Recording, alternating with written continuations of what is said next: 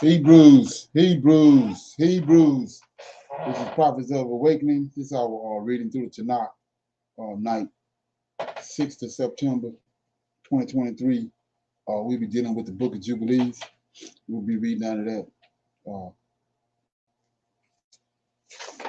And everybody know that anybody that wants to go to our YouTube channel, the Prophets of Awakening, you can check out our videos. There's a lot of information given on these videos, and they'll lead you through to the truth of the Holy Scripture. And if you like what you are hearing and receiving through the channel, through the videos, I'm asking you to like, share, and subscribe to the channel. If you feel the need to support the channel, you can donate through the bottom, on the bottom of the screen, to our Cash App. Okay. This is a non-Messianic channel. By that I mean that we deal with the Tanakh, which is the Old Testament, from Genesis to Malachi, so-called Book of Remembrance, and we deal with the Torah, which is the first 5 books of the Tanakh, which is the law that was given to Moses. So it's our way of life, our culture. Shalom and welcome to the channel, and welcome to our reading through the Tanakh. We're going to do our normal, which is a moment of silence of prayer. We'll read the Psalms, do some current events, and then we'll go into a little need to know information, and then we open it up for some Q&A, and then we'll go into our topic, which is reading out the Book of Jubilees. Okay. So this moment of silence is for the Lord of hosts, and all that he's doing to bring about our prophesied deliverance in these last days. Oh Lord, we come this day bowed down with great respect for our Redeemer. Lord, you confess through your prophet Isaiah that you would return unto us, and that you would pour out your spirit upon us. And this you have done. Great in counsel and mighty in works, for the eyes are open upon all the ways of men, to give everyone according to his ways, according to the fruit of his doings. O Lord, behold, God has made the heavens and the earth by thy good power, and has stretched out arm. There is nothing too hard for thee. Knowing all these things, O Lord, we eagerly await thy coming, the day in which thou wilt break the yoke of our oppressors and deliver us. Peace be unto you. Okay. So with that being said, we'll read the Psalms. Okay.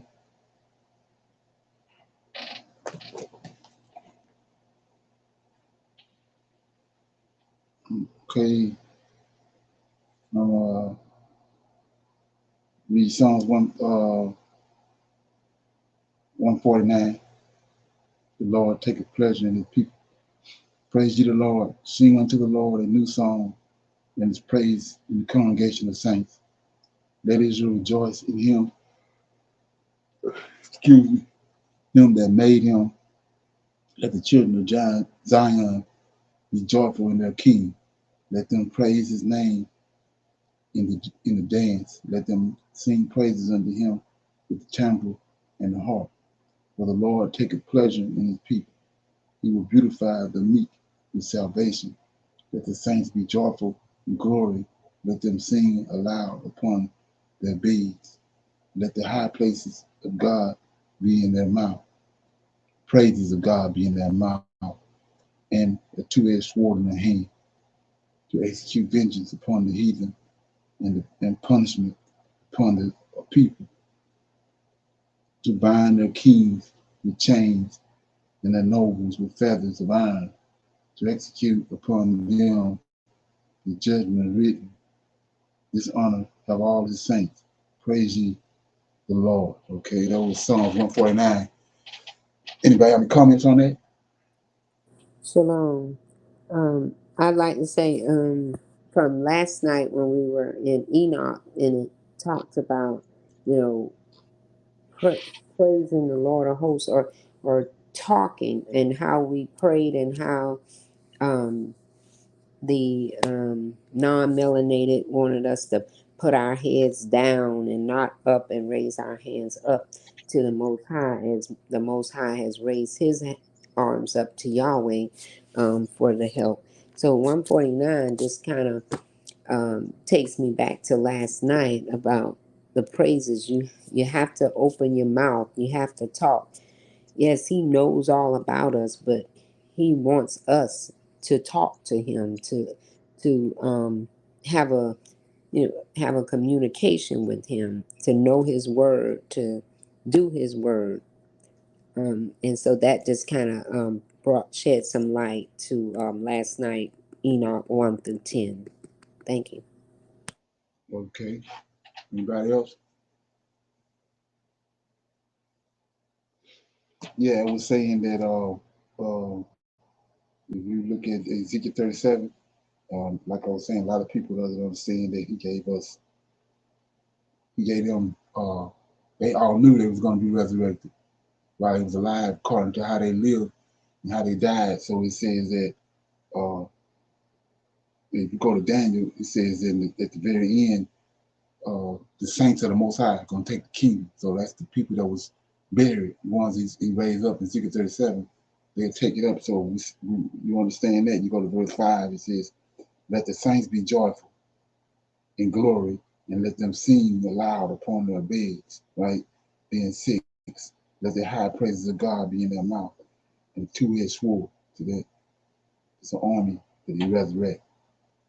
With a two-edged sword be in their hand, right? It's the holy army. 7, to execute vengeance upon the heathen and punishment upon the people. So what punishment? To bind the kings with chains. Notice this will happen to us, transatlantic slave trade. To bind the kings with chains and their nobles with feathers of iron. Then here we go, to execute upon them the judgment written. That's the prophecy. They already knew they were going to be resurrected. To execute upon them the judgment written. This honor have all saints. So they already knew that's what they're going to do. When they come back, they're going to free Abraham's seed, Jacob's seed, that's going to be in bondage at the very end. That's going to be used to free us. It says, to execute upon them the judgment written. This honor have all saints. Praise you, Lord. Okay. Any comment? Okay. So with that being said, we're going to our current events. Okay.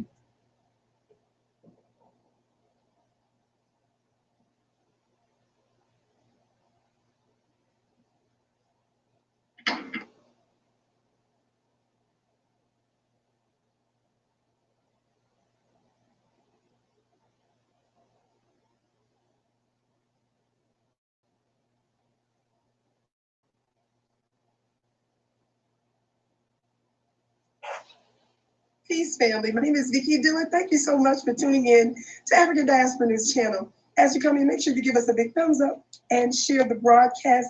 That will make it more likely that other folks will know that we're here, and that will strengthen our collective Black voice.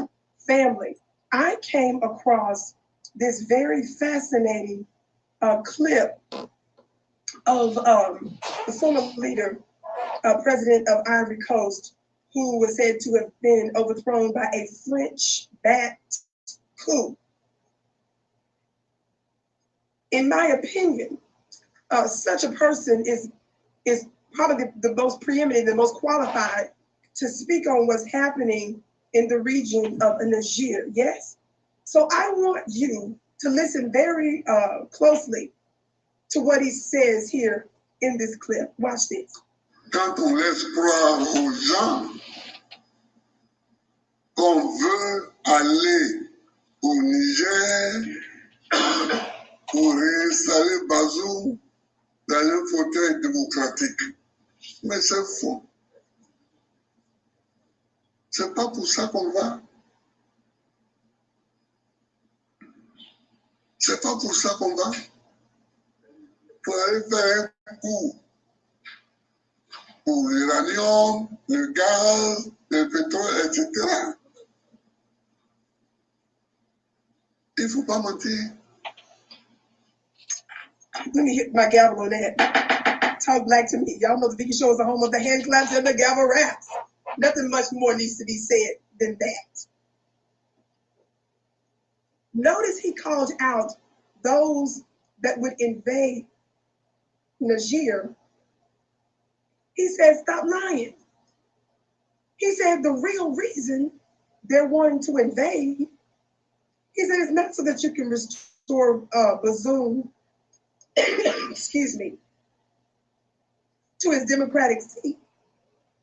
He says, no. He says, you're wanting to be involved in this so that you can get good deals, he said, on gas, on oil, and uranium, and so forth. Then he called out the hypocrisy of some that wants to invade. He said, some of you who are in office have suspended the opposition voices. He said, so what of democracy concerning that? Woo, that's some hot fire. Somebody put some fire in the chat. Talk black to me. He said, some of the ones that want to invade Niger under the auspices of ECOWAS, I'm saying, and of course, Western back states, he said, you are coup makers. Well said, Mr. President. I'm saying Mr. President because it's a French inspired coup. I still see him in that state. Don't sell out your own brothers and sisters. Don't you do it. Because when the changing of the guards and the changing of the goddesses around the world takes place, you're going to be on the wrong side, family, if you're found to be working with our open enemy. My name is Vicky Dillard. Okay. Any comments on that?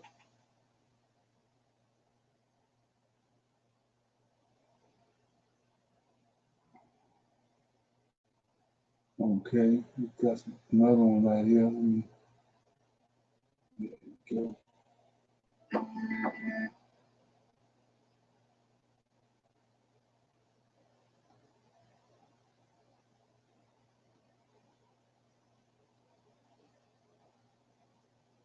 Toronto hotel tonight as anti-government protesters clash with those attending the annual Eritrean Cultural Festival.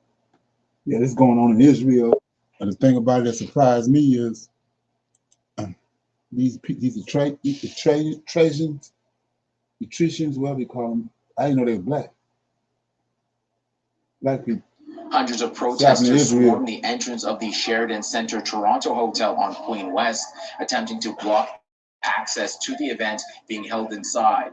Dozens of police officers were deployed to the area in an attempt to keep the peace, resulting in several altercations throughout the night. Protesters say the proceeds of the three-day annual festival benefits the Eritrean government, a controversial regime accused of several human rights abuses.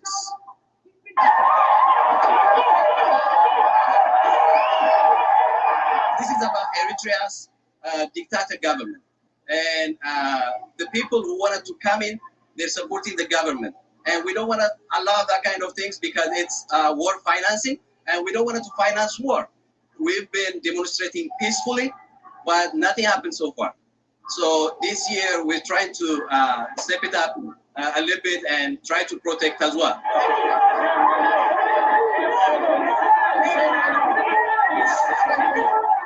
We have right to do our festival here perfectly, peacefully, all right?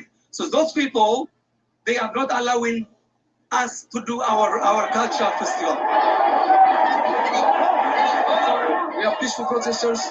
We love Canada, and the police are doing their job, but we're trying to get to the festival because this is our culture. This is what we meet. This is our Eritrean community. That's what we stand together, and we're here until our people get home safe, and we fight for our people.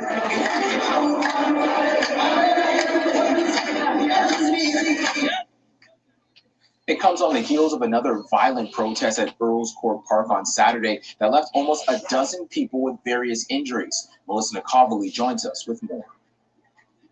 What was a peaceful community event turned chaotic after violence erupted twice at Festival Atria Saturday morning and again in the evening. Witnesses tell me people, including women, were being hit and harassed at the family event, some running away for safety. According to police, 8 people have non-life-threatening injuries, while 1 person has serious injuries after being stabbed. The Eritrean people in Canada and across the world are really questioning the nature and the purpose and the intention of the perpetrators. The festival had been billed as a sports and cultural event scheduled to run for 2 days. Protesters say they showed up to demonstrate against the festival, which they say supports the government of Eritrea, known as one of the most repressive governments in the world. Organizers tell me in its 25-year history at Earls Court Park, this was the first time they experienced this kind of violent behavior. What happened yesterday was totally unprecedented because people that they claim to be Eritreans with a shirt of a flag that resembles Eritrea, totally unknown to the community. Late last night, the city pulled the plug on the event, which was scheduled to continue Sunday, revoking the festival permit, releasing a statement saying the city does not tolerate or condone violence of any kind and is committed to providing a safe and welcome environment for all who use or visit city parks. Today, a small group gathered at the park regardless. One person expressing her frustration with the city canceling the event after driving to Toronto from Ottawa. She says she feels city officials took the side of those that caused a disruption to begin with. Yeah, I think there's something that ought to be checked out, man. It's ERITREAN, and these people are black, and yeah, so they had a big a disruption in Canada and in Israel. It's still going on. I mean, something to that. I mean, I'm gonna check it out.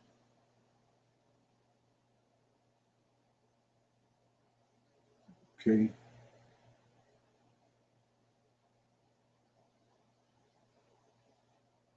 Charlotte was a normal 7-year-old child. She was roller skating, climbing trees, biking, playing with chalk on the ground, doing all the things. On June 26th, we were eating dinner together as a family, and 20 minutes. Okay.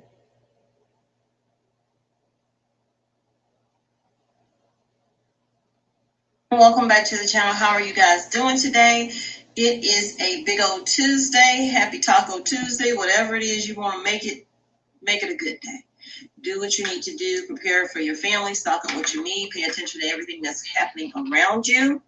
So much is happening right now, whether it's COVID numbers surging or gas stations closing, banks closing, grocery stores closing. Well, guess what? 10 more banks are closing. 10 major banks are set to close in the same state as customers need to make arrangements to access their money. So hit that like button. Let's get into this video. I apologize for my appearance, but I'm in the middle of painting. And then I saw the story. I said, well, we need to go ahead and bring it to you. Another state of bank branches is set to shutter in one state as depositors have increasingly adopted a more digital model. And we've talked about this before, you guys, about more banks wanting to go online, even retail stores wanting to move more of online selling than in-store selling, getting rid of cashiers and inserting AI technology, making you work for your food in more ways than one.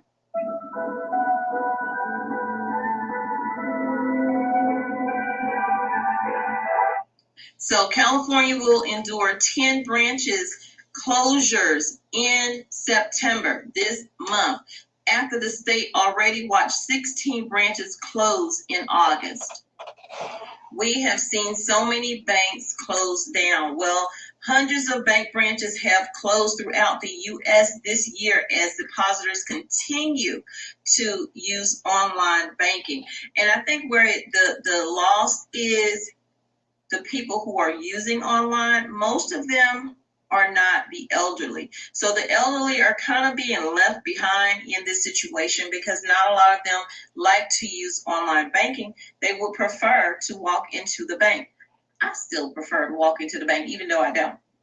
However, knowing I have that option matters to me, you know, whether I need to take care of something in person or online. Bank of America, Wells Fargo, Citibank, JP Morgan, and Flagstar Bank are all closing branch locations throughout the state. Bank of America will close branches in San Marcos, Anaheim, and Los Angeles. Citibank will also shutter 3 locations, branches in Tujunga, I hope I said that right, Big Bear Lake, and Capitola are set to close. Wells Fargo will shut down branches in Redondo Beach and Santa Rosa. And if you're seeing this says Patriots, no, I am not a Patriots fan. Not a New England Patriots fan. This is the Pop Warner shirt that my son did when he was a younger boy, and it was the Patriots. So, okay, back to the story. I just wanted news alert. More than 1,100 bank branches have shuttered this year, and that's according to Crowdfund Insider. Banks have foregone real estate and digital apps, leading to a tech revolution in the industry. There are several large banks that are leaning into this trend. PNC Bank has closed several locations this year as executives announced plans to automate 60% of its branches by 2026. PNC Bank has closed several locations this year as executives announced a plan to automate 60% of its branches by 2026. I thought I need to repeat that. Although a lot of banks are closing right now, bank executives know that in order for people to trust a bank, you need to have in-person banks. So you'll see it slow down some, and some will remain open, but that is because they did a poll not too long ago, and a lot of people said they would trust the bank more if they knew that they could use an in-person location if they needed to.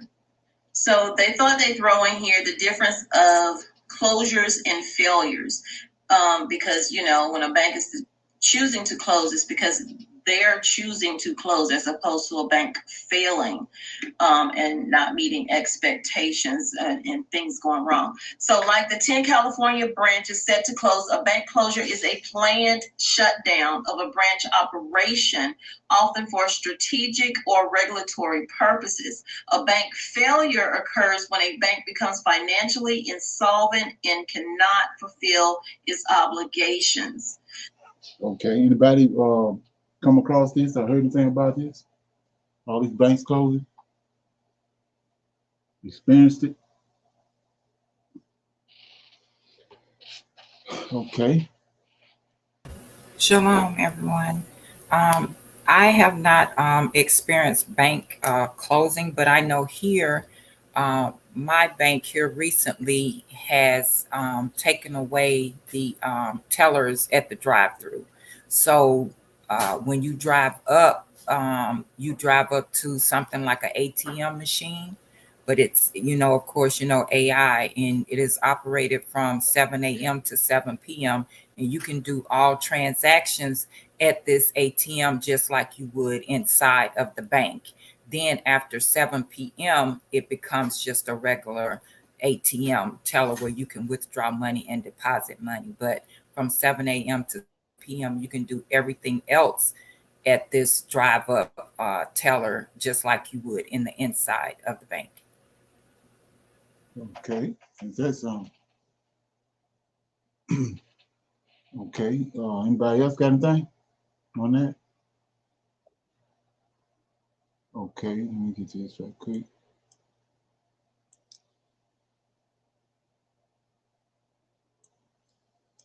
Okay, yeah. So with that being said, I got some need to know information right here.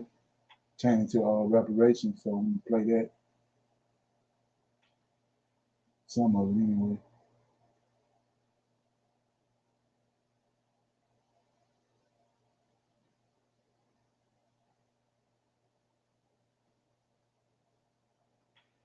"250 years of brutal slavery, decades of black codes and Jim Crow laws, housing discrimination, and other forms of systemic racism.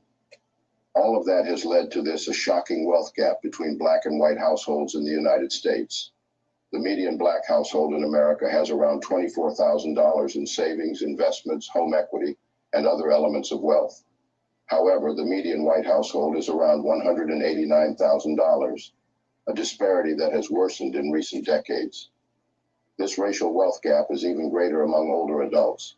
The median white American in their late 50s had 250 more wealth than the median black American.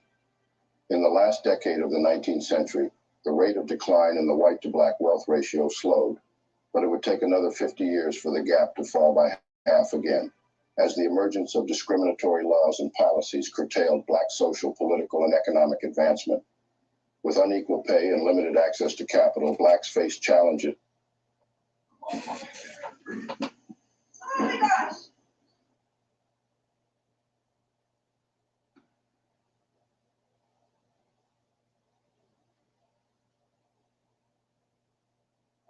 We must first understand how the white to black wealth gap came to be, how blacks were kicked off their land, and every form of black wealth was destroyed in the 19th and 20th centuries, and how racism and discrimination ensured blacks would not get the same quality education, healthcare, and housing as white folks. Before we get right into the video, please smash the like button and subscribe to the channel to keep informed of our eye-opening black narrative. The brutal slave trade, slavery in the United States, was an institution that treated African and African Americans as property that could be bought, sold, or given away.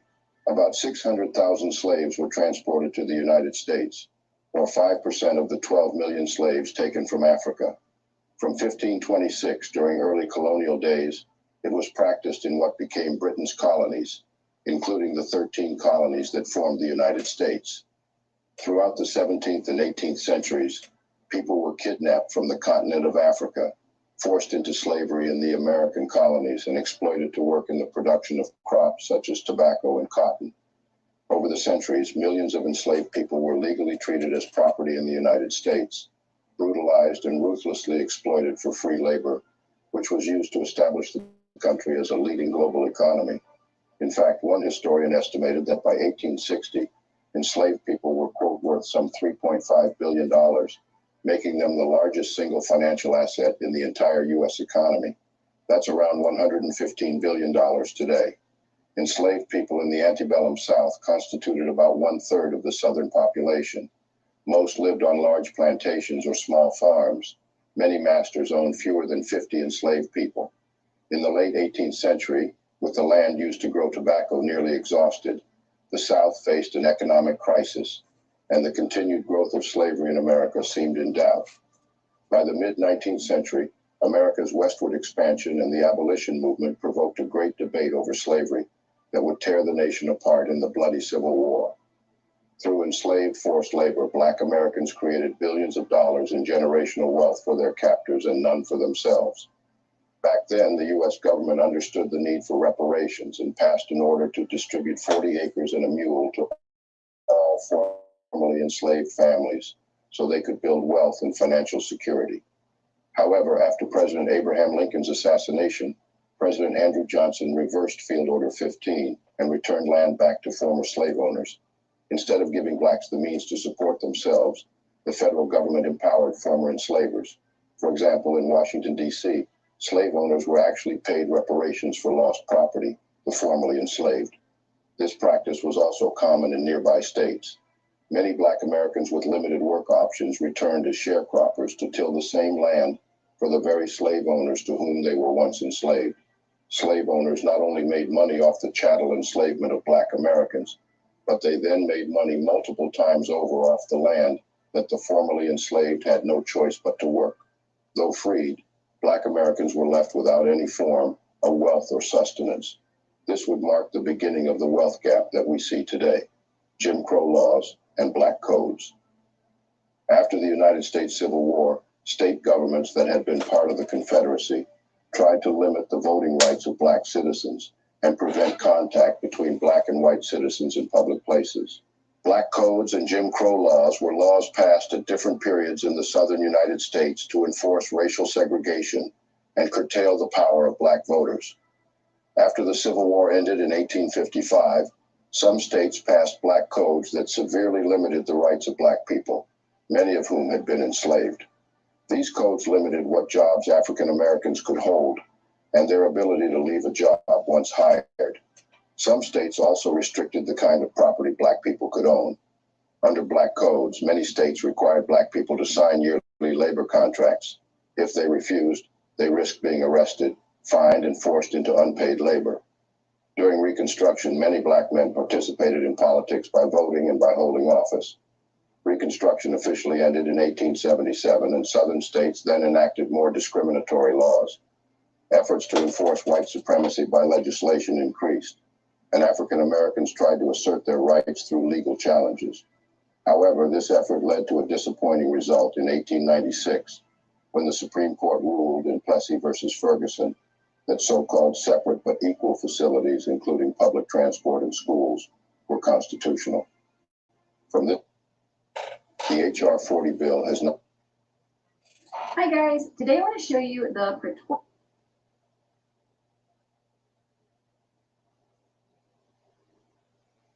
to become law. Its introduction and subsequent lack of advancement highlight the challenges and complexities surrounding the topic of reparations.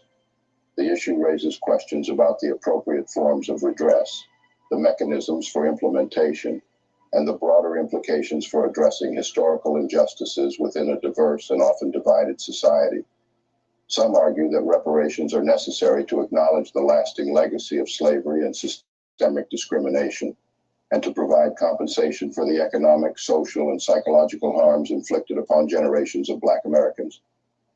Others contend that reparations might not effectively address the complexities of historical injustices, and that alternative approaches, such as investments in education, healthcare, and economic opportunity, could have a more meaningful impact.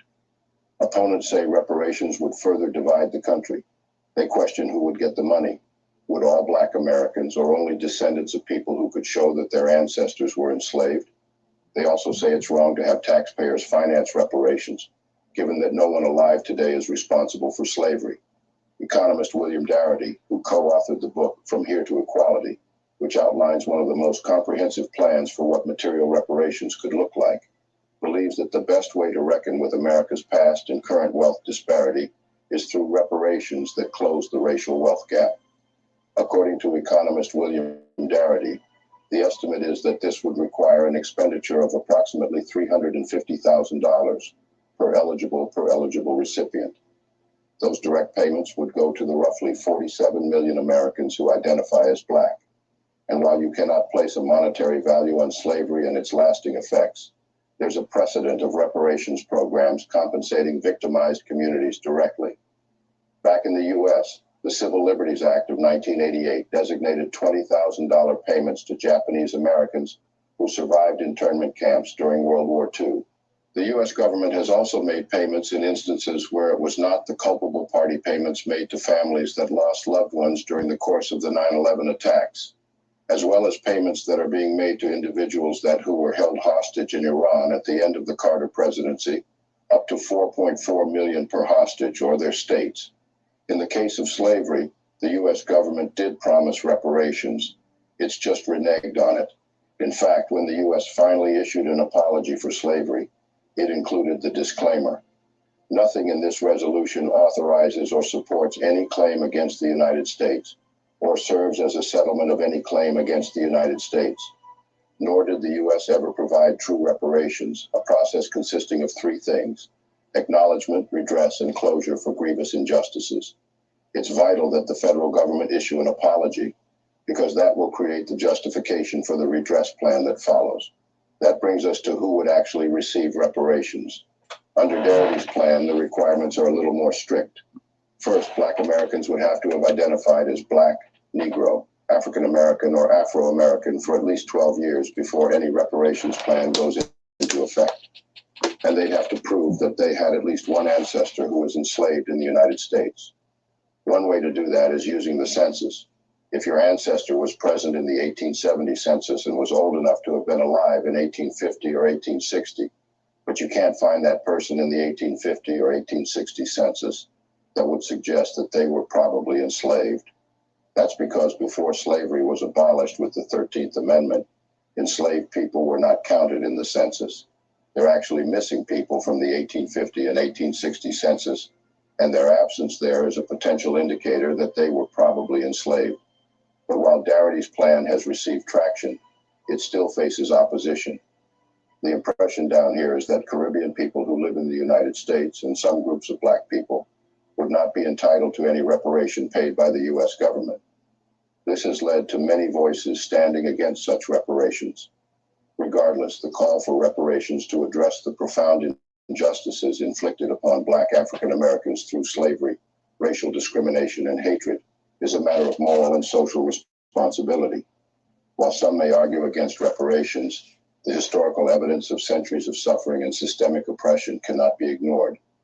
Acknowledging this painful history, it becomes imperative to take steps towards rectifying the deeply rooted inequalities that persist today.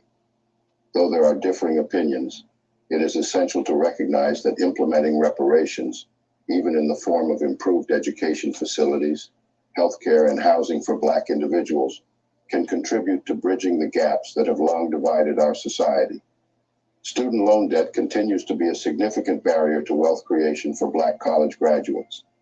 Among 25 to 55-year-olds, about 40% of Blacks compared to 30% of whites have student loan debt. Blacks also have nearly $45,000 of student loan debt compared to about $30,000 for whites. Recent research finds that Blacks are more likely to be allocated unsubsidized loans. These need to change if we are going to close the wealth gap. Okay. Any comments on that?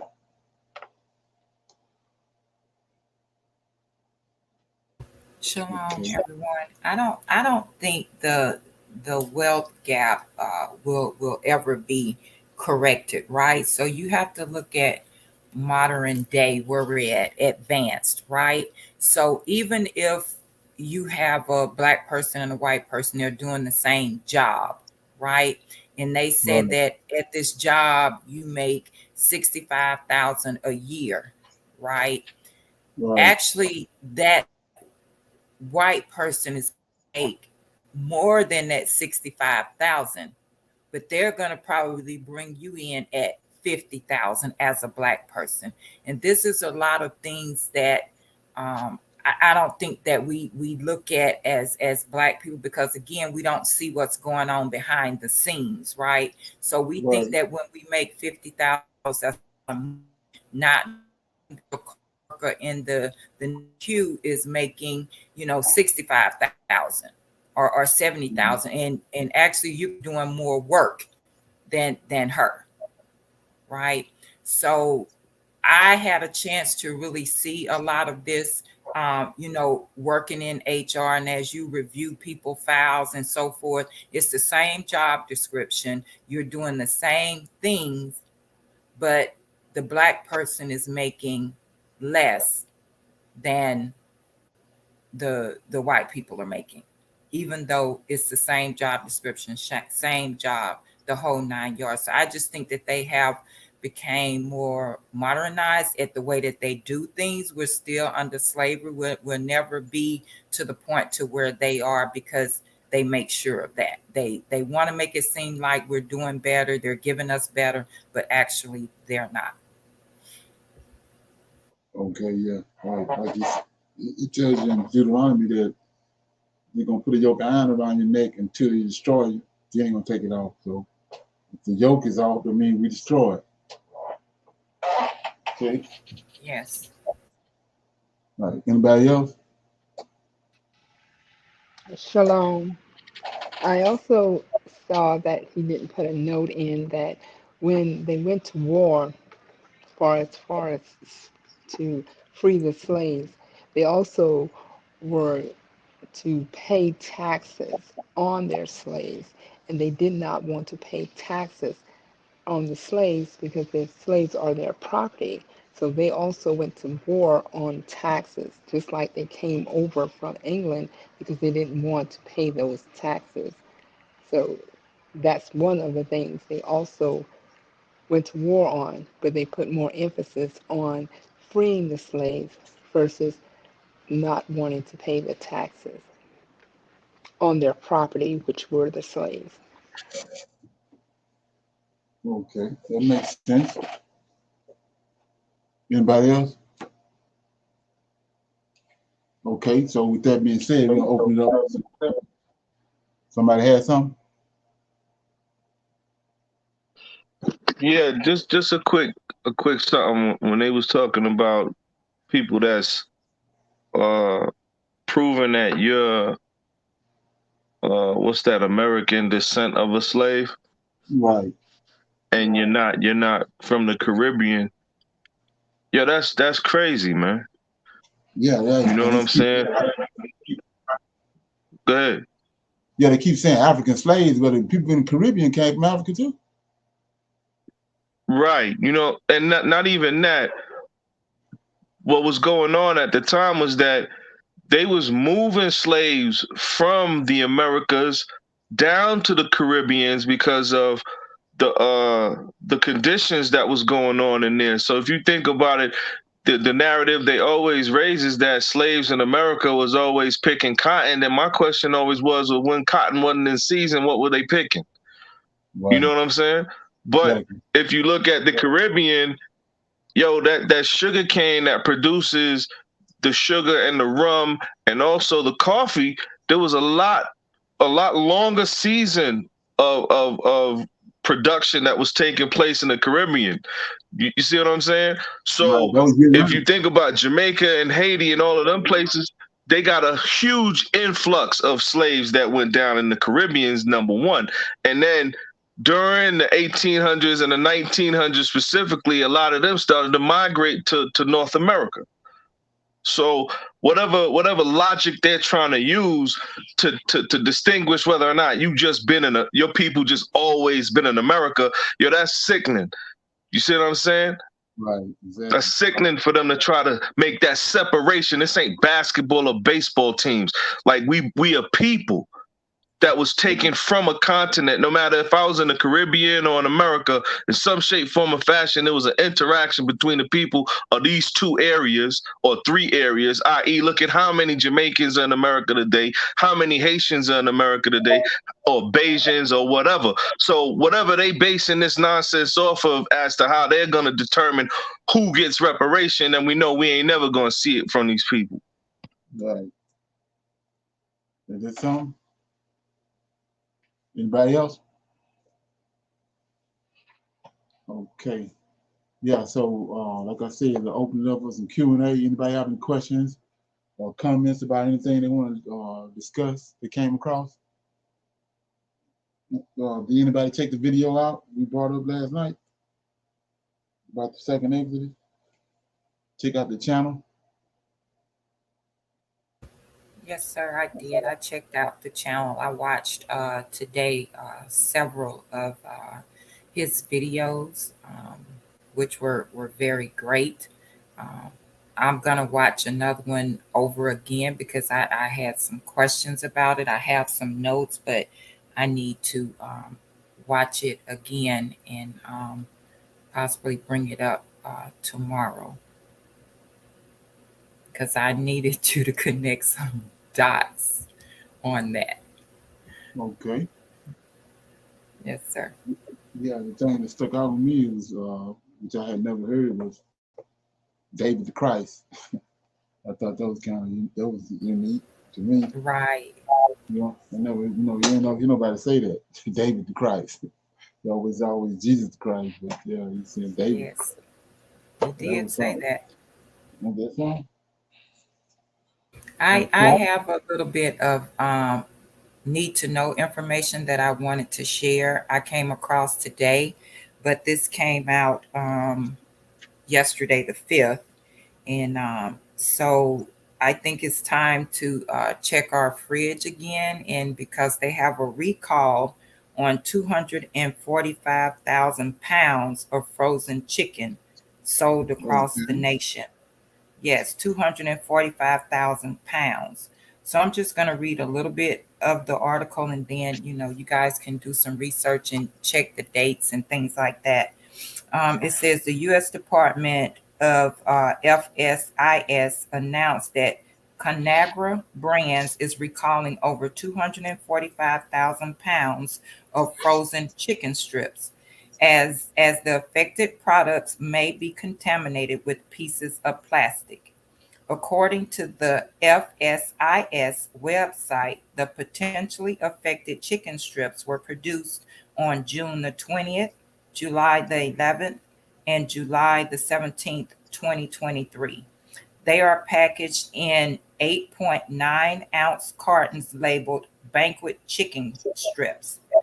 And the recalled products have best if used by dates of December the 11th, 2024, January the 1st, 2025, and January the 7th, 2025.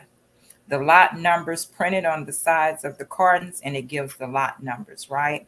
And so you can check that website on the recalled products. But to me, 245 pounds, that's a lot. So just check your fridge and make sure you don't have any, and share that information. Shalom. Yeah, sound like hybrid chicken to me. You notice the chicken strips, ain't no chickens. Right, exactly. So that's kind of that's suspect right there.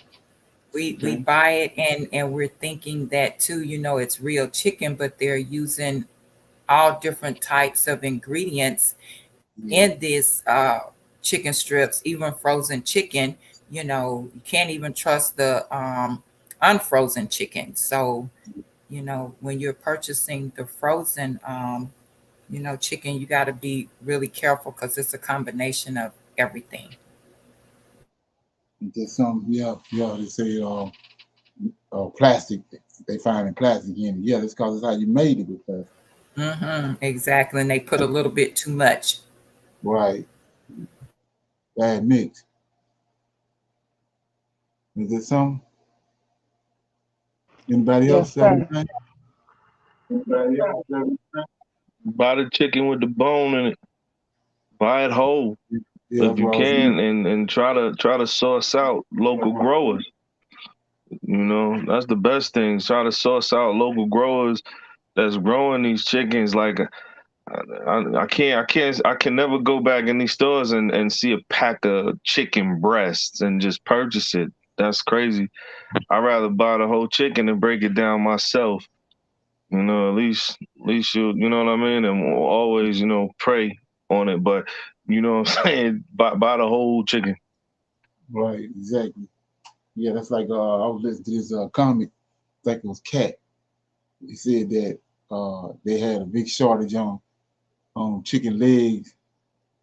They have their shortage on chicken legs. How can you have a shortage on chicken legs, but and not shortage on the breast and the thigh and everything else? If you got shortage on the legs, they're all coming from the chicken. You just got a shortage on the legs. Ooh, that is something. Ain't That's that something? true. Yes. Exactly. Exactly. You paying $20-something for chicken wings, but yet all the other meat is going Right. What else right. is? Okay. I said, wow, that's crazy. Anybody else? Yeah. So we're gonna go into Jubilees. I'm gonna start at chapter 1. Start reading. We just break it down from there. I'm in the Book of Jubilees. It's called the Little Genesis, or either the Apocalypse of Moses. And the reason being, from my understanding of it, and I'm going back, if you can recall, Moses came on the scene, and he brought Moses on the scene when the Israelites was in captivity in Babylon, and he used Moses as a person to deliver the Israelites, a man to deliver the Israelites. And so when they got up on Mount Sinai, Moses was on Mount Sinai for 40 days and 40 nights. Well, Moses didn't know the history, the history of Israel from Adam all the way to the Mount Sinai, or to captivity in Egypt. So the Lord of hosts, the angel, it filled him in when they was on Mount Sinai. The 40 days and 40 nights, he filled him in. That's where the first 5 books come in.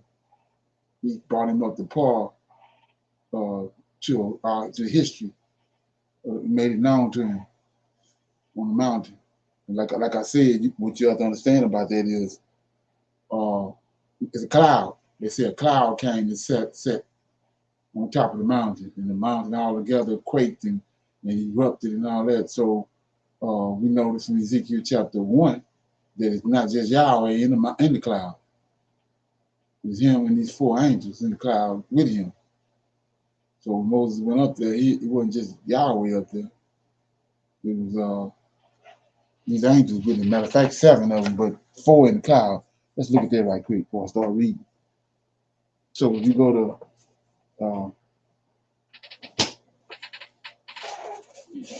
Exodus right quick, I think it's 22. Exodus 22.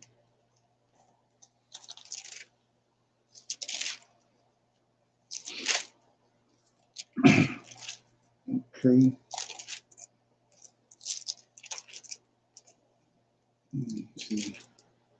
24. Exodus 24. Yes, you can see that. I'm gonna read 10 verses, first 10 verses, to get a better understanding. It says, and he said unto Moses, come up unto the Lord, thou and Aaron, Nebat, Abihu, and the 70 elders of Israel, and worship ye afar off. And Moses alone shall come near the Lord, but they shall not come nigh, neither shall the people go up to him with him. And Moses came and told the people all the words of the Lord and all the judgments, and all the people answered in one voice and said, all the words which the Lord hath said we will do. And Moses wrote all the words of the Lord, and rose up early in the morning, building an altar under the hill, and 12 pillars according to the 12 tribes of Israel. And he sent of the young men of the children of Israel, which offered burnt offerings and sacrificed peace offerings of oxen unto the Lord. And Moses took a half of the blood and put it in a basin, and half the blood he sprinkled on the altar. And he took the book of the covenant and read in the audience of the people. And they said, all that the Lord hath said, we will do and be obedient. And Moses took the blood and sprinkled it on the people and said, behold, the blood of the covenant which the Lord hath made with you concerning all these words. Then went up Moses, Aaron, Nebat, Abihu, and the 70 elders of Israel. And then verse 10 is the answer. It says, and they saw the God of Israel, and there was under his feet, Ezekiel chapter 1, under his feet were a paved work of a sapphire stone, and as it were, the body of heaven in its clearness. So you saw the whole shebang. You saw Yahweh and these 7 angels with him standing in front of him. And saw Yahweh standing on top of the sapphire stone. Just like Ezekiel chapter 1 tell you. So they saw him and the 70 others. The 70 angels, 7 angels in the that was in the cloud with him. Okay, so like I said, this is these angels, they eternal beings. So that's what they the ones brought specifically Lord host informed that Moses all that happened from creation all the way till Mount Sinai. We got all that from them on a mountain. Okay. So any comments on that before I start reading? Okay. Chapter 1. Let me hear something. Hold up. So this is the thing we dealing with now, right? So we dealing with this now with the people that ain't paying attention or people who don't observe. They're quick to say, oh, you guys are worshiping this God up in heaven that sits on something. You know what I mean? You ever heard that? Right. Oh yeah. Right.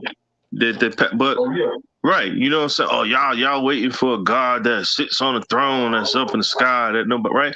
But look at all the wonders that these people are now showing that they're seeing taking place in the heaven. So how is this story right here where the elders and everybody saw, you know what I'm saying, the paved works under him made out of sapphire so far-fetched from all the crazy stuff that y'all seeing right now taking place in the heavens? Right, exactly. You get what I'm saying? Right. Yeah, right. Yeah, that's what our forefathers saw.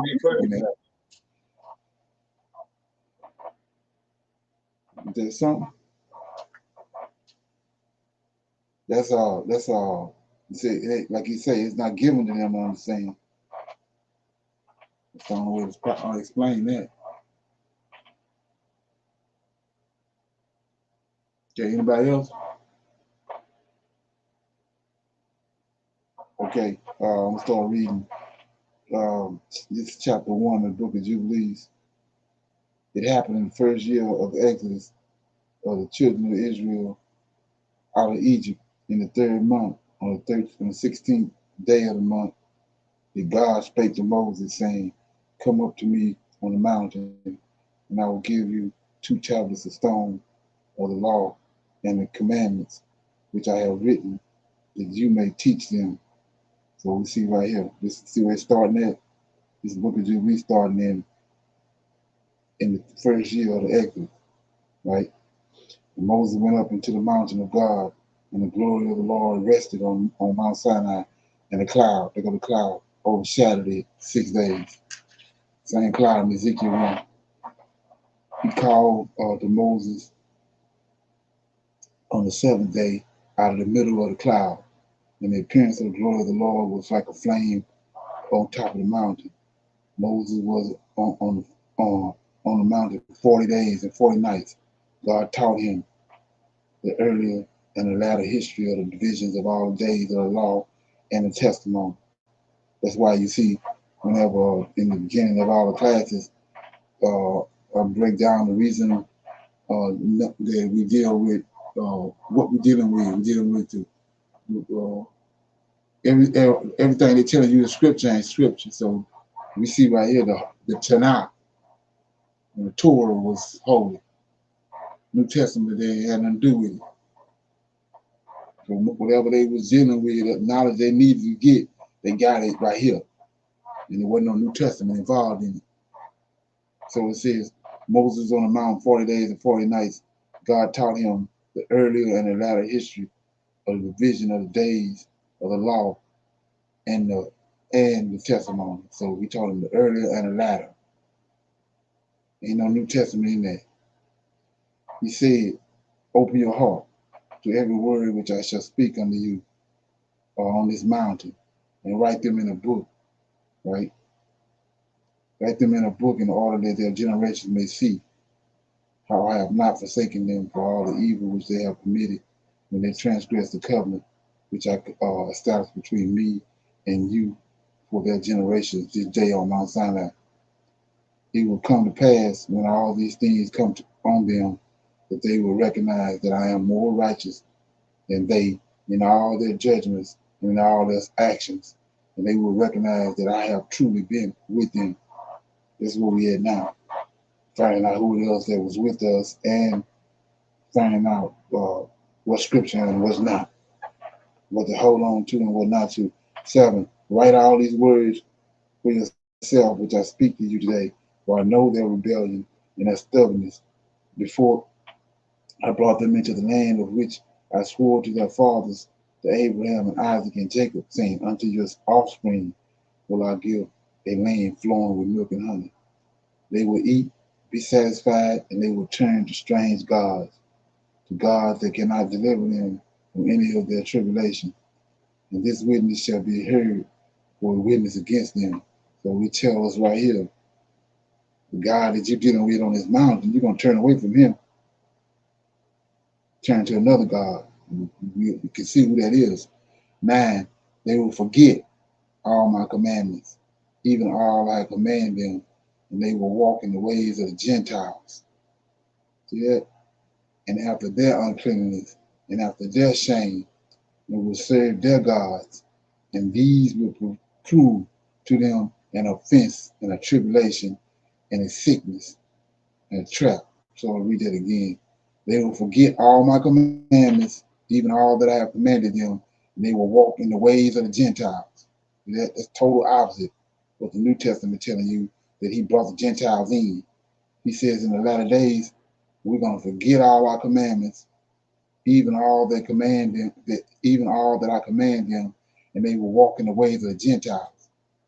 And after their uncleanness, and after their shame, and will serve their gods, and these will prove to them to be an offense and a tribulation, and a sickness, and a trap.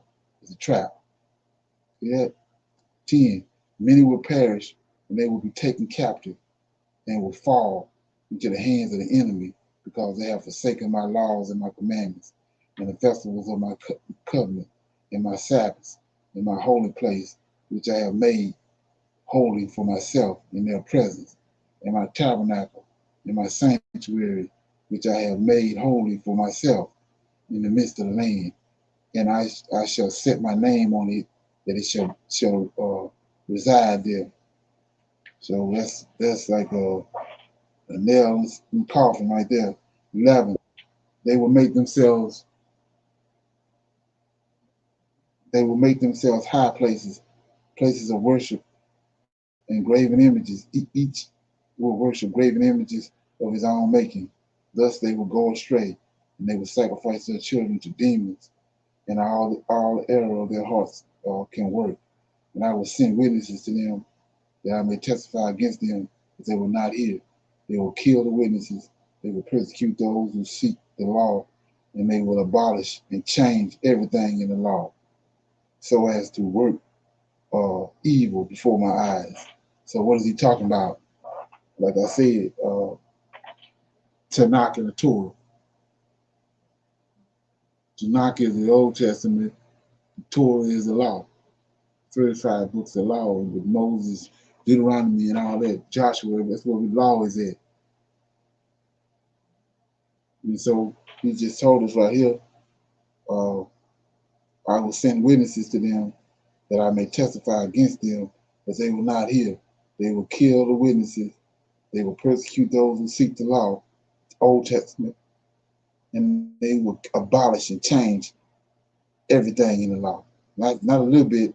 They will change everything in the law. So to work evil before my eyes. I will hide my face from them. That's why we don't know. That's how we just not find out who he is. I will hide my face from them.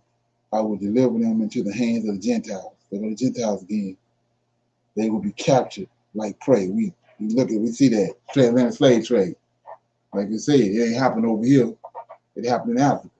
So it says they will be captured like prey for their eating, and will remove them from out of their land. Remove them from out of their land.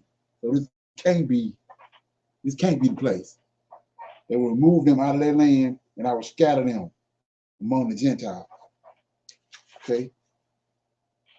And they will forget my law and all my commandments and all my judgments, and they will go astray regarding the observance of moons, Sabbaths, festivals, and jubilees and laws. So back to what you were just saying earlier, Mike, about the heavens, what's going on in heaven, look up in the sky.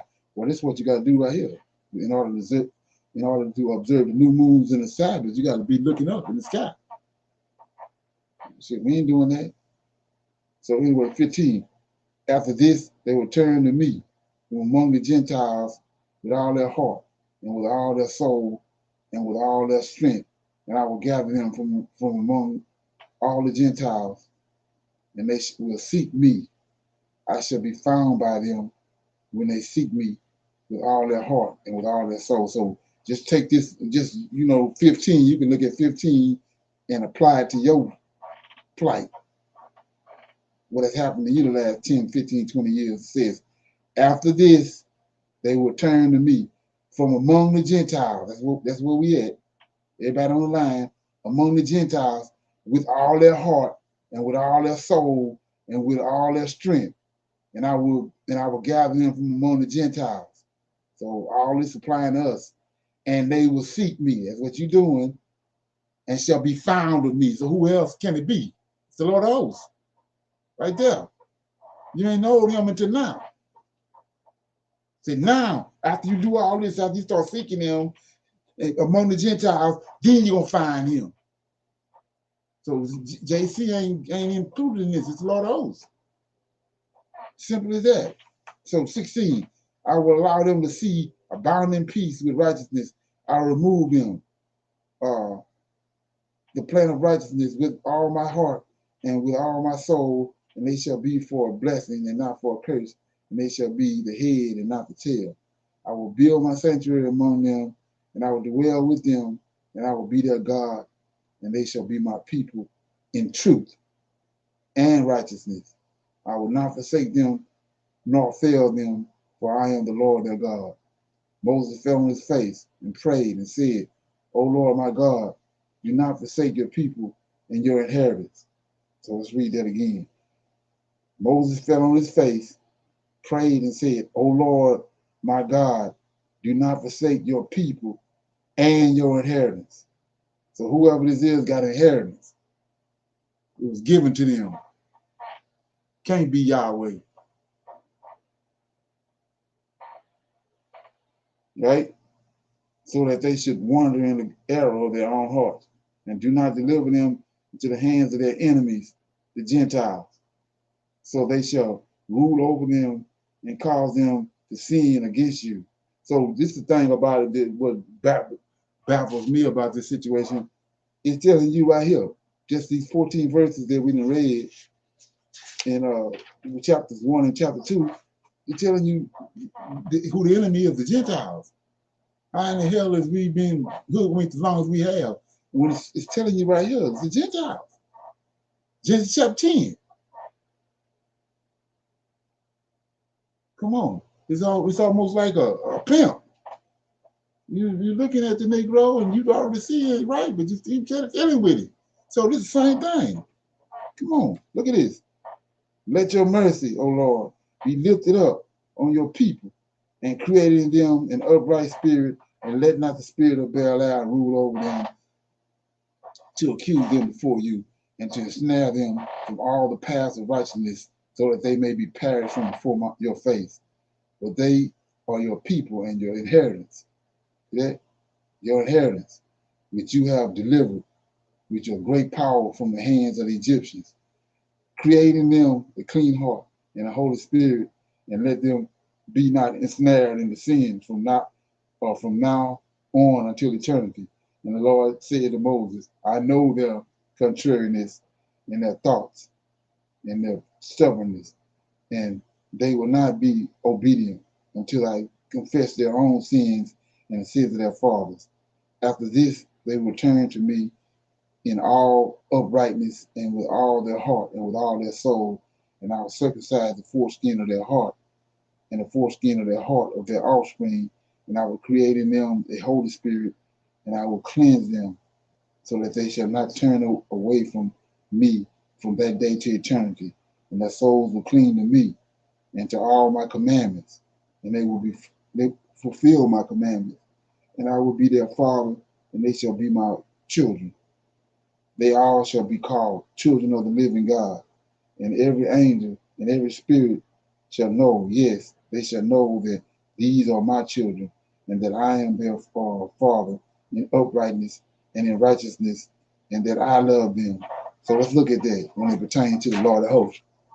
Right? It says, 25, they shall be called the children of the living God, and every angel and every spirit shall know, yes, they shall know that these are my children, the Lord of hosts, and I am their father in uprightness and righteousness, and that I love them. Write down for yourself all these words which I shall say to you on this mountain, from the first to the last, which shall come to pass in all the visions of days in the law and testimony, and in the weeks of jubilees up to eternity, until I descend and dwell with them throughout eternity. He said to the angel of the peace, to the presence of the Lord, write for Moses from the beginning of the creation until my sanctuary has been built among them for all eternity.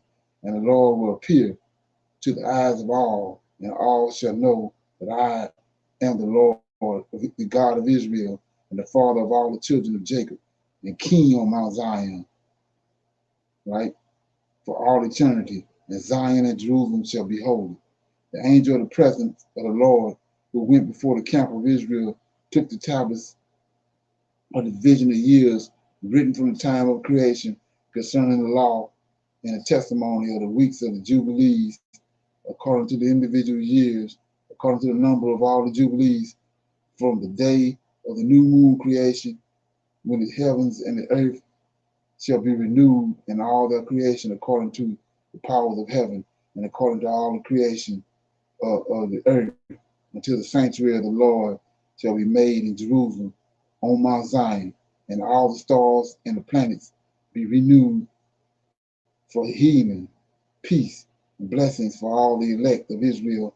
And this is the way it may be from that day till all the days of the earth. So let's look at this. So we know that say nothing new under the sun, because in Genesis chapter 1 he returned. It was a world that existed before Genesis 1 and 1.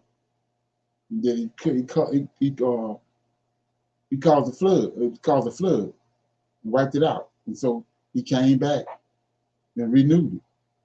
Renewed the planets. We see all that in Genesis. Renewed the planets. So ain't nothing new on the sun. He's doing it right here. Again, 29. The angel of the presence of the Lord, who went before the camp of Israel, took the tablets of the division of years, written from the time of the creation, concerning the law and the testimony of the week of Jubilees, according to the individual years, according to the number of the Jubilees, from the day of the new creation, when the heavens and the earth shall be renewed, and all their creation according to the powers of heaven, and according to all the creation of the earth, until the sanctuary of the Lord shall be made in Jerusalem on Mount Zion. So we did nothing new under the sun. We're coming back doing the same thing again. Right? And all the stars and the planets be renewed for healing, peace, blessings to all the elect of Israel. And this is the way it may be from that day until all the days of the earth. So there's nothing new under the sun. Okay, that was chapter 1. Anybody got anything you want before I go to chapter 2? Everybody good? Yes, sir. Okay, we're in chapter 2 of Jubilees. The angel of the presence of the Lord spoke to Moses according to the words of the Lord, saying, write the complete history of the creation, how in 6 days the Lord God finished all his work and all that he had created, and kept Sabbath on the seventh day, and made it holy for all ages, and appointed it as a sign for all his works.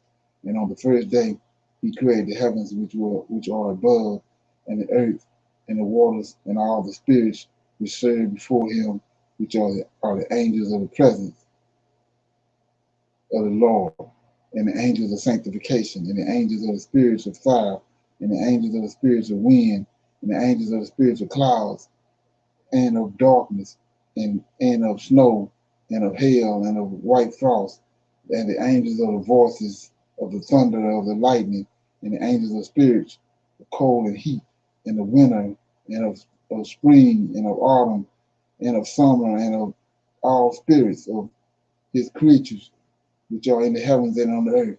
He created the bottomless pit, and the darkness, evening and night, and the light, dawn and day, which he has prepared in the knowledge of his heart. And when we saw his works, we praised him and worshiped before him because of all his works. For 7 great works did he create in the first day. Okay? On the second day, he created the sky between the waters above and below, and the waters were divided on that day. Half of them went up above the sky, and half of them went down below the sky that was in the middle over the face of the whole earth. And this was the only work God created on the second day. So we're looking at that's condensation and evaporation. Got water up, and water up above, and water on the ground, and they just rotate. Count the sun, condensation and evaporation. 5. On the third day, he commanded. On the third day.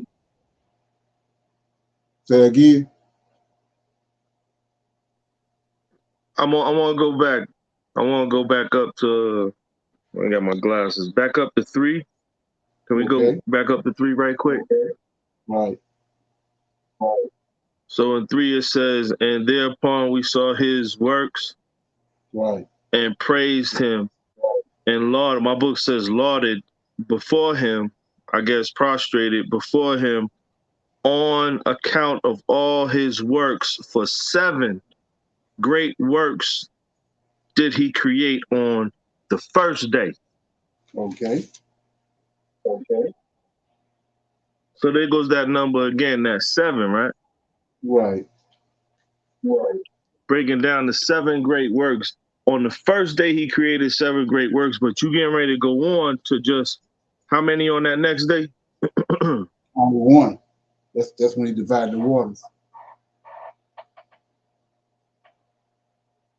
He said right. So that so that first day was so this is after what we consider now a jubilee taking place, right? Well, because he's starting this all over again. What you mean when he came back? What you mean when he came back? Right. Yeah. He just like he said. Like he said.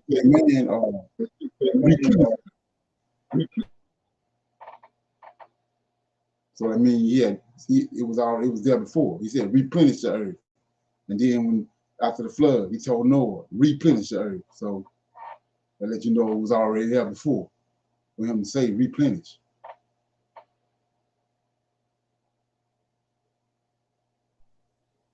Right. Okay. Okay, I got you.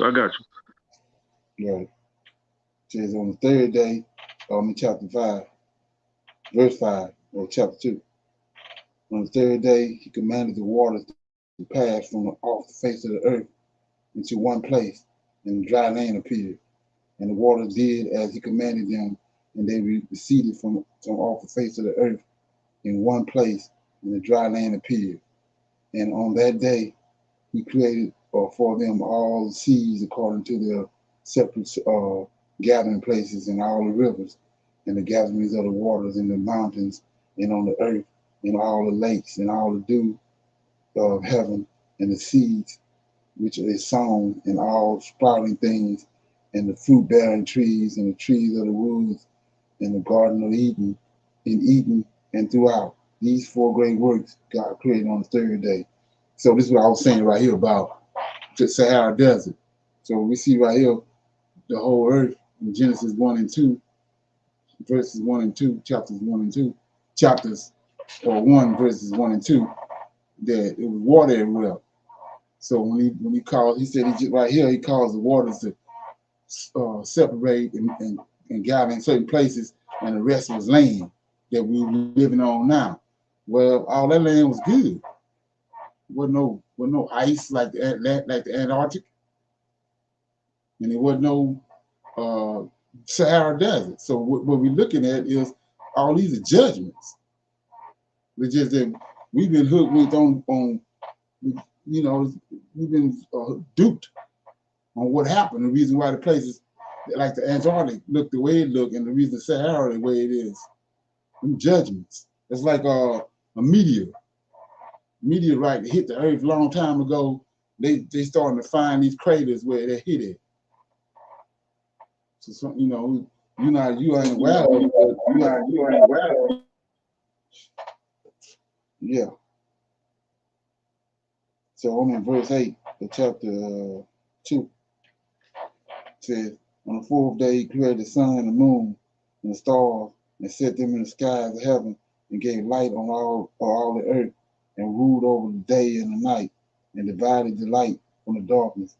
God appointed the sun to be a great sign on the earth for days, and for Sabbaths, and for months, and for feasts, and for years, and for Sabbaths of years, and for jubilees, and for seasons of years. And he divided the light from the darkness for prosperity, that all the things may prosper which sprout and grow on the earth. These 3 kinds he made on the 4th day. So I want to shine a light on verse 4. On verse 9. It says, God appointed the sun to be a great sign on the earth for days, and for Sabbaths, and for months, and for feasts, and for years, right? And for Sabbaths of years and for jubilees and for all seasons. So they got all this at they got all this on Mount Sinai. So all this is going on even to today. All this still going on in heaven over our head. It was going on before Moses got to Mount Sinai, and it's still going on. But you got a hybrid invasive species on the earth that then hoodwinked us, got us off course. But we see right here, from the time he created the sun, he says, God appointed the sun to be a great sign on the earth for days and Sabbaths, for months, and for feasts, and for years. So they got the feast days and all that at Mount Sinai, Moses. But it was already going on in heaven. It's still going on now. Right. Right. Let that frame. Okay. So yeah, if I could interject before you go on, Leonard. So if people was to pay attention and go back to Genesis, right? Right. What you just said. And it's in Genesis. So if you was to read in Genesis when he created the sun and the moon,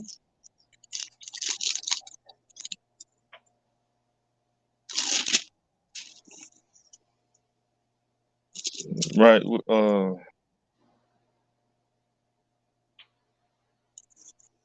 That's right. So and God said, this is what Genesis 1 and 14. Genesis 1 and 14, it says, and God said, let there be lights in the firmament of the heaven to divide the day from the night, and let them be for signs and for seasons and for days and years. So when we look at the word seasons, people think the weather. Right. But that word seasons, if you even go to, so this is how we know these folks know what it is. If you go into the concordance and look up Genesis 1 and 14 and look up the word seasons according to the concordance, it means appointed times, feast days, right, solemn assemblies. That's what that word seasons actually mean.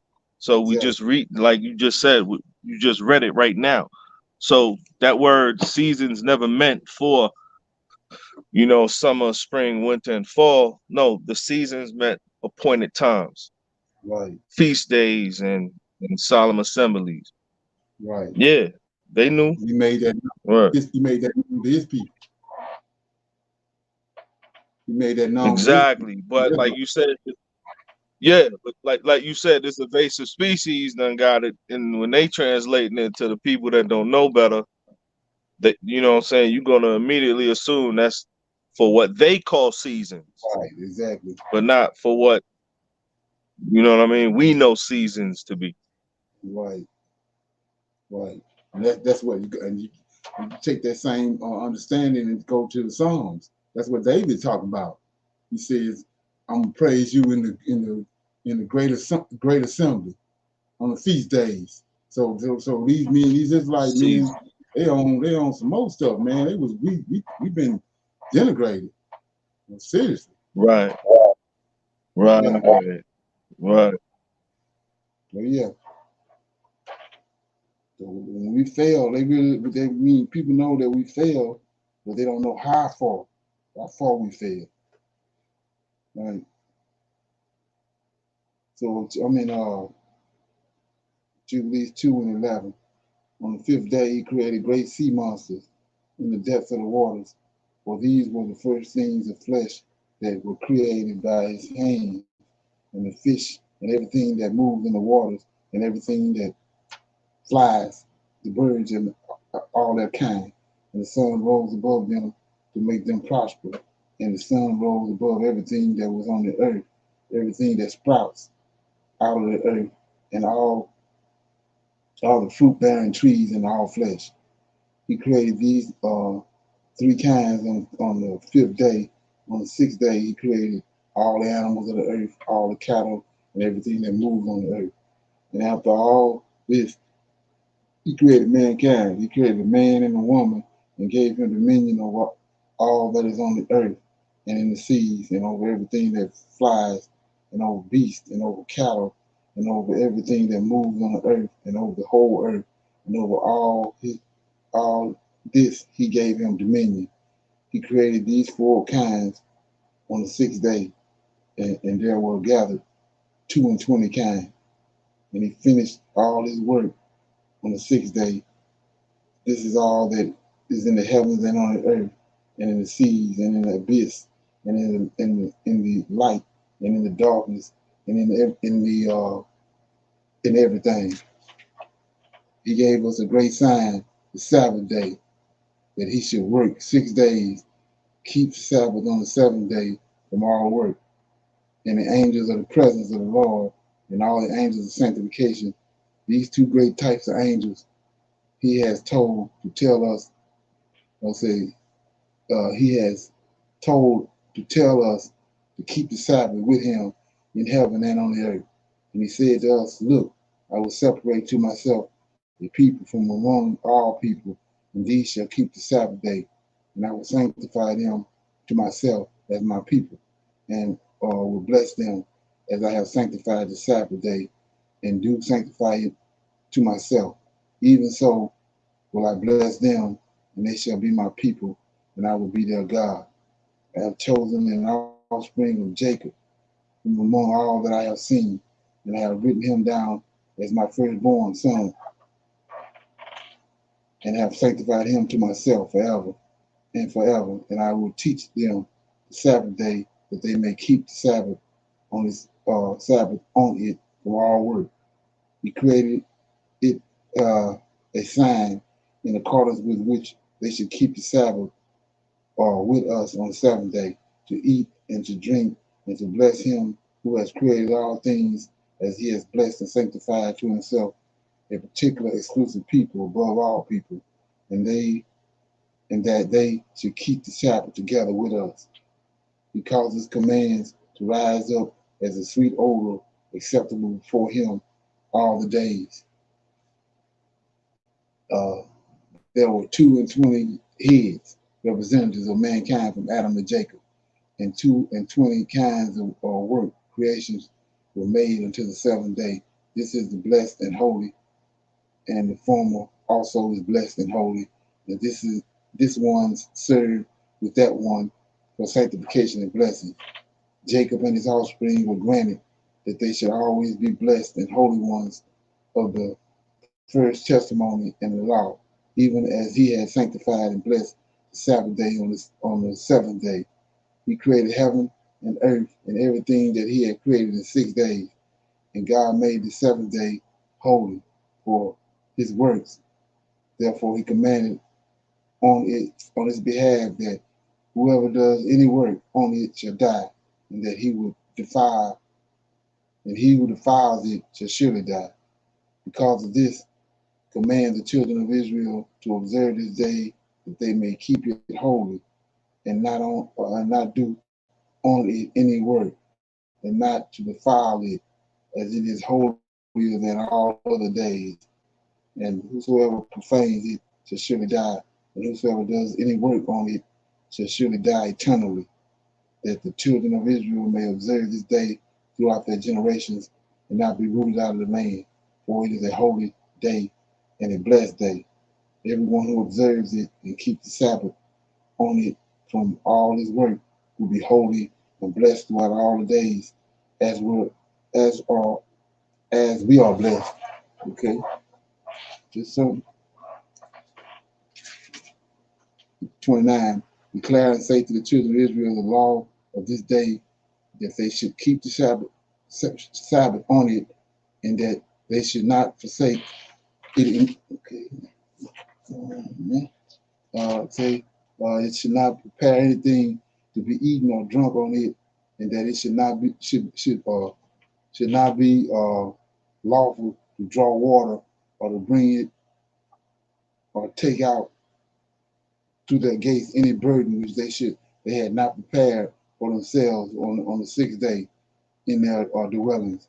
They shall not bring or take anything from the house to the house on that day, for the day is more.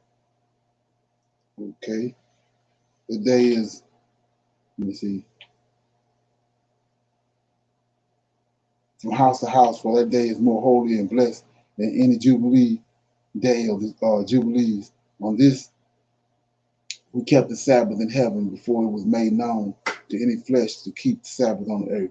The Creator of all things blessed it, but he did not sanctify all people and nations to keep the Sabbath, but Israel alone. Them alone he permitted to eat and drink and to keep the Sabbath on the earth. And the Creator of all things blessed this day which he created for blessings and holiness and glory above all days. This law and testimony was given to the children of Israel as a law forever for their generations. So that was the end of chapter 2. Anybody got any comments on that? I want to sound light on something. Anybody got any comments? Yeah, go ahead, brother. Shalom. I have one. Shine light, Lennox, and we come up. Okay. Yeah, so it says, notice right here, the bull crap they give us in the New Testament that he brought the Gentiles in. So why would he do this right here? I'm starting at verse 30.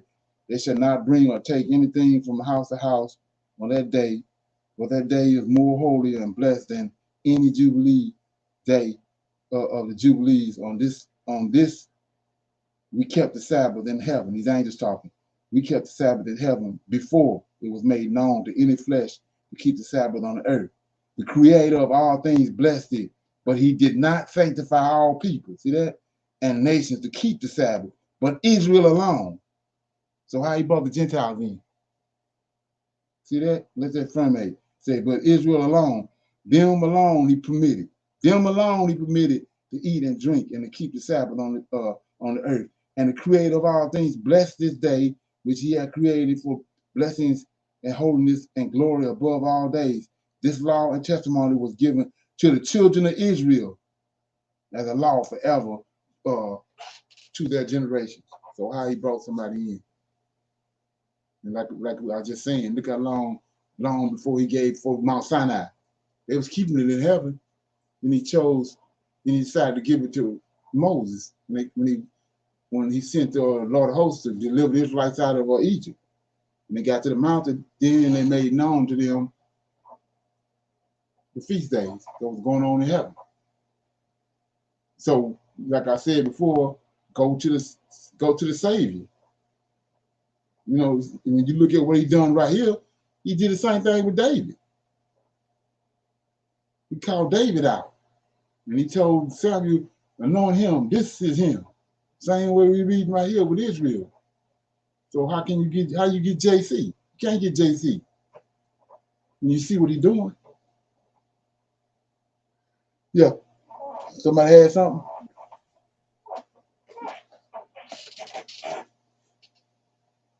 Somebody had something? Any comments? Shalom. Yes, I did. Okay. Within the New Testament is how we've been taught that JC told them, they said to one of the men were working in his field, and he said they wanted him to kill him because he was working on the Sabbath day. And he said, do you not feed your cattle? You can work on the Sabbath day because you feed your animals. And do you not do all these things? And so he said to leave them alone. So now that people have read JC on that part, they continue to, well, they started not obeying the Sabbath day. And like today, we don't know exactly what we should do and how we should do it, being that we were all in the New Testament. And now we have to learn the Sabbath day and how to do it correctly. Exactly. Right.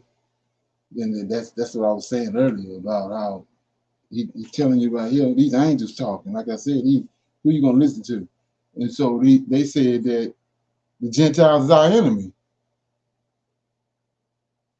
So all of a sudden, all out of the blue, you done chose these people and you to yourself. Now you bring you now the Gentile. For they say in the New Testament, Gentiles is Israel been cast off. He brought the Gentiles in. That's crazy. Don't make no Yes, sense. sir. Because they're trying to save themselves. That's why they Right, wrote it in there. right, exactly. And gave them create themselves on their own God. Create them a savior God, which is JC. Yeah. Right. You And just even the ones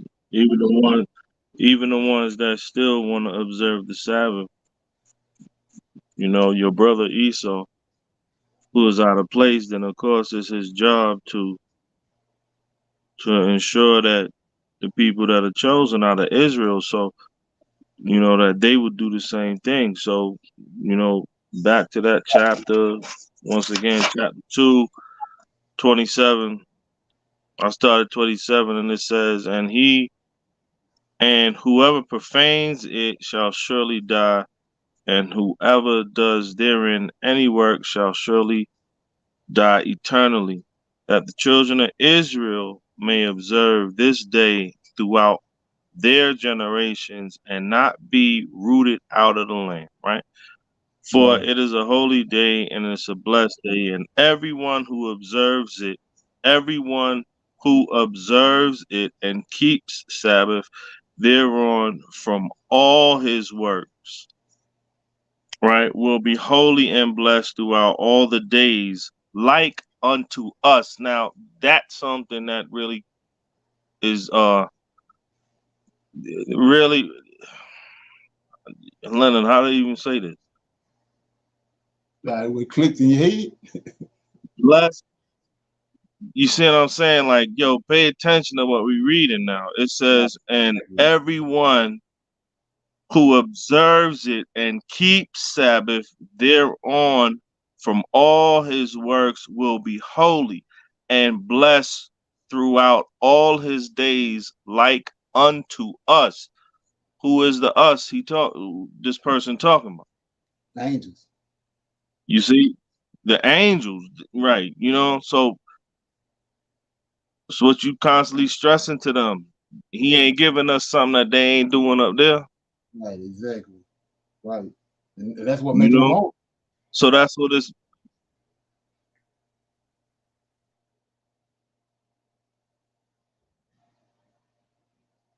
Okay. facts. You Right. know? That's what it's all about. That's Right. why when you start to think about it, what it means to be set apart, then this is where you get that understanding from of what set apart actually means. Right. You know? Right. You look at, like I was saying, that it's garbage, but you go back to the day how you thought that was supposed to be some spectacular ass stuff, like when it says that the Pharisees came to JC and about Mary, and then he kneeled down in the sand and wrote something in the sand. So what? See, hell, the law that he gave them at Mount Sinai was that a woman that was two people found in adultery, you gotta take them outside the city and stone them to death. So down if you kneeling down in the sand. See what I'm saying? So that's crazy. Stone them. Stone him. Stone them. He talking about Stone them to he death. was cool past the first stone. Come on, man. That's not what he gave Moses on Mount Sinai. Right. Yeah, that's bullshit. So you can do all Right. the things you want. You stone them. Yeah. I say you That's brick them. why the You world where brick it's them to at. death. You Yeah, brick them. right. That's why the world where it's at. Hit them with the brick. Oh yeah. That's crazy. And like he says, you were just saying earlier, he said, why? Why stone them? He says, to root out evil. You know what I'm saying? So like I was saying, I was telling you about wicked ass Right. spirits. You just, you flies. You come over on some cow dung and you walk up there, they're gonna fly off, but as soon as you leave, they come right back. So it's the same thing with wickedness. Coming right back. Yeah, you go. So we say, take it Right. outside, Now, stone him to death. Come on. right. What you saying is something that people ain't paying attention to, though. You feel me? Right. A lot of folks aren't paying attention. You cannot understand the Lord of hosts. You cannot understand the Creator if you ain't paying attention to His creation. Right. This is what I stress Exactly. day in and day out. If you're not an observer of the creation, how you gonna understand anything? Exactly. So it's like Right. you just broke that down. You know what I'm saying? Like what you think fly's gonna do? They're gonna come right back if you ain't rooting out the situation. Yeah, he ain't You just dealing know, with it. so it's difficult. Yeah, it's difficult to politic with people who ain't understanding what God created. You know what I mean? It's difficult. Exactly. You know, it's highly difficult if you ain't paying attention to creation. Right. Exactly. You know what I'm That's what. saying? People concerned with he and her and think, nah, there's a vast creation. Adam was created to do what? To rule, to rule and name everything. So in order for him to name it, he had to understand how it operates. Exactly. And this is how these names came about. He had to pay attention to the creation that God put out here from day one, because that's God's creation. So Right. what we just read right now, the set apart situation, right? So you shall be, we just read that. And everyone who does not deal with the Most High Sabbath or the Lord of hosts, the Most High Sabbath, right, from all his works, and the holy shall not be blessed through all the days alike unto us. So there's a reason why Israel was separated.